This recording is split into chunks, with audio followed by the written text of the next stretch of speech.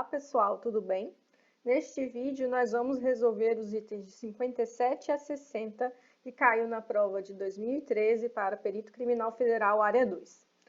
Essa questão diz o seguinte: considerando que nos circuitos esquematizados na figura 1 e 2 acima, que na verdade está aqui do lado, V1 é igual ao módulo de V1 com o ângulo θ1 volts e V2 é o módulo de V2 com o ângulo θ2 volts. Sejam fontes senoidais de mesma frequência. C1 igual a C2, Rx igual a R0 e Vx igual a V0. E, considerando ainda que tais circuitos estejam operando em estado estacionário, julgue os itens que se seguem. Então, nós temos aí alguns itens, relacionados a estas figuras, a esta questão. O item 60 foi anulado, então nós não vamos resolver este item aqui, vamos somente resolver os itens de 57 a 59. Então, o item 57 diz o seguinte: se as fontes de tensão do circuito na figura 1 forem desligadas, fazendo-se V1 igual a 0 e V2 igual a 0, então o valor de Vx será imediatamente alterado para 0.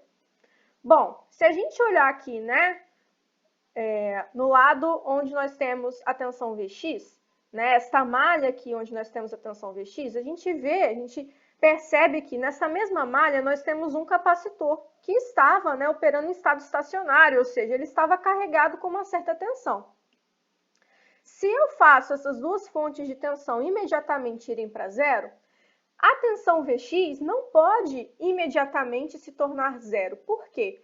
Porque se eu tenho uma mudança no circuito, o capacitor não pode ter a sua tensão variando instantaneamente. A tensão do capacitor não varia instantaneamente, ela varia com o tempo, o capacitor se descarrega, então a tensão dele vai variar com o tempo, nesse descarregamento.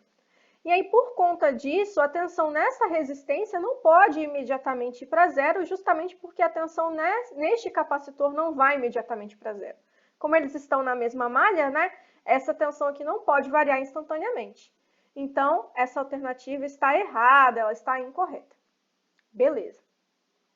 Agora, os itens 58 e 59, eles são itens relacionados ao circuito de baixo, onde nós temos RY e VY. São feitas afirmações sobre as expressões ou os valores destes dois itens da figura 2.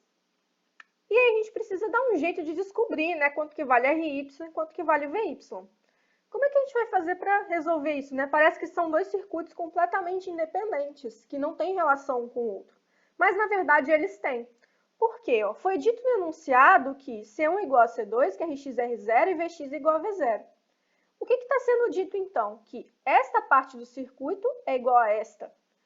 Se C1 é igual a C2, se Rx é igual a R0 e Vx igual a V0, é como se eu tivesse o mesmo circuito aqui deste lado. Então, essa parte da figura 2, do circuito da figura 2, é exatamente igual a esta parte do circuito da figura 1. E, além disso, a tensão resultante na resistência é a mesma, Vx é igual a V0. Essa afirmação é muito importante. Por quê? Porque é ela que nos leva a concluir que, se esta parte do circuito é igual a essa, do ponto de vista de resistências e capacitâncias, e a tensão resultante na resistência no circuito 2 é igual à tensão resultante na resistência no circuito 1, isso significa que este circuito é igual a este. Na verdade, isso significa que VY e RY vão formar o equivalente de TVNAM do circuito da figura 1 entre os terminais A e B. Quem são os terminais A e B? Esses aqui, antes de chegar na nossa carga, que é o que está equivalente entre o circuito da figura 1 e 2. Então, essa conclusão é essencial para a gente seguir e resolver os itens 58 e 59. Bom, se VY e RY são o equivalente de TVNAM daquele circuito lá de cima, a gente precisa descobrir quais são esses elementos do equivalente de TVNAM. Então, primeiro, para o equivalente de TVNAM, vamos descobrir qual é a resistência equivalente de TVNAM, ou a impedância equivalente de TVNAM, entre os terminais A e B no circuito da figura 1. Lembrando que para isso a gente precisa curto-circuitar as tensões, as fontes de tensão, e deixar em aberto se tivesse alguma fonte de corrente, que não é o caso aqui. Então, fazendo o equivalente de TVNAM, o circuito equivalente de TVNAM entre os pontos A e B, curto-circuitando as fontes de tensão, a gente obtém que a resistência equivalente de TVNAM é o paralelo entre essas duas. Então, nossa resistência equivalente de TVNAM que é igual a RY a 6 em paralelo com 3, e isso dá uma resistência de 2 kΩ. Ora, está sendo dito que o RY é 2 kΩ no item 58, e isso é verdade.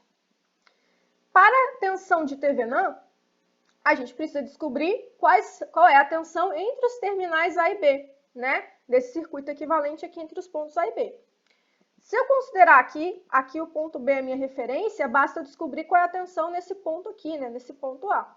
Posso resolver isso de várias formas. Eu gosto de fazer utilizando a lei de Kirchhoff das correntes, né? Então, usando a lei de Kirchhoff das correntes para descobrir essa tensão de Thevenin, a gente descobre que a tensão de Thevenin é igual a VY e ela menos V1 sobre 6K mais ela menos V2 sobre 3K é igual a zero. Rearranjando essa equação, né, para poder obter uma equação para a tensão de Thevenin, que é a VY em função de V1 e V2, a gente obtém que a tensão de Thevenin menos V1 mais 2 vezes a tensão de Thevenin menos 2V2 igual a zero. Isso significa, então, que nossa tensão de Thevenin é igual a V1 mais 2V2 sobre 3.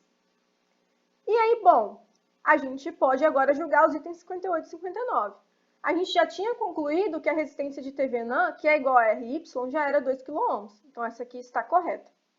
Agora, a tensão VY, que é a nossa tensão de Thevenin, né, ela não deu a expressão que a gente encontrou aqui. Né? Na verdade, a expressão que a gente encontrou foi outra. Né? V1 mais 2V2 sobre 3. Então, essa expressão está errada, incorreta.